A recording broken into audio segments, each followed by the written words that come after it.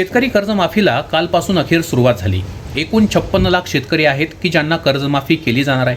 त्यापैकी फक्त 6 लाख शेतकऱ्यांच्या खात्यात सरकारनं 5,000 कोटी रुपये जमा केले।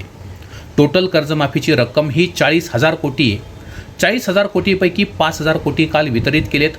अजूनही 35,000 कोटी रुपये सरकारला वितरित करायचे आहेत।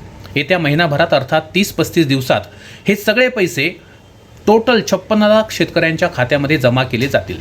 आता याच्यामध्ये प्रमुख अडचणी थोड्याशा लक्षात घ्या। 2,30,000 असे शेतकरी आहेत ज्यांनी अजूनही ॲग्रीस्टॅक नोंदणी केलेली नाही किंवा त्यांच्या बँक खात्याचं आधार प्रमाणीकरण झालेलं नाही।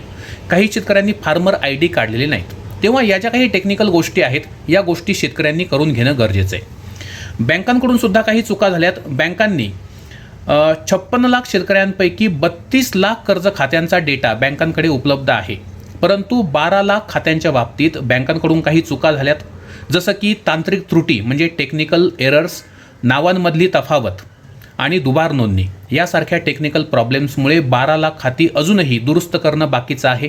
बँकांनी अभिवचन दिले की येत्या 7-8 दिवसामध्ये या सगळ्या दुरुस्त्या ते करतील आणि या 12 लाख शेतकऱ्यांना त्या ठिकाणी कर्जमुक्तीचा लाभ मिळेल।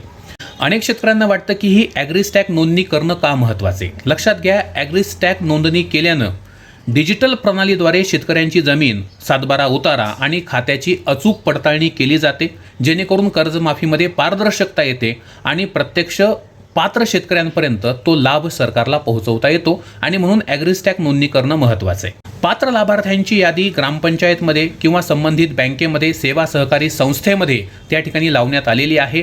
शेतकऱ्यांनी त्या ठिकाणी जाऊन आपला जो विशिष्ट क्रमांक आहे तर तो व्यवस्थित लिहून घ्यायचा आहे आणि आपले सरकार सेवा केंद्रामध्ये जाऊन नोंदणी आणि प्रमाणीकरण पूर्ण करायचं आहे। ज्या ज्या शेतकऱ्यांना कर्जमुक्तीचा लाभ मिळाला आहे अशा शेतकऱ्यांना तातडीनं खरीप पीक कर्ज उपलब्ध करून देण्याच्या सूचना मुख्यमंत्री कार्यालयाकडून संबंधित बँकांना करण्यात आलेल्या आहेत।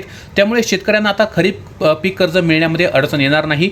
सोबतच सिबिलची देखील अट अजिबात लावली जाणार नाहीये। जर एखादी बँक तुमच्याकडून सिबिलची अट दाखवून जर तुम्हाला कर्ज नामंजूर करत असेल तर तुम्ही त्यांना मुख्यमंत्री किंवा मुख्यमंत्री कार्यालयाद्वारे ज्या सूचना देण्यात आलेल्या आहेत तर त्याचा दाखला देऊ शकता।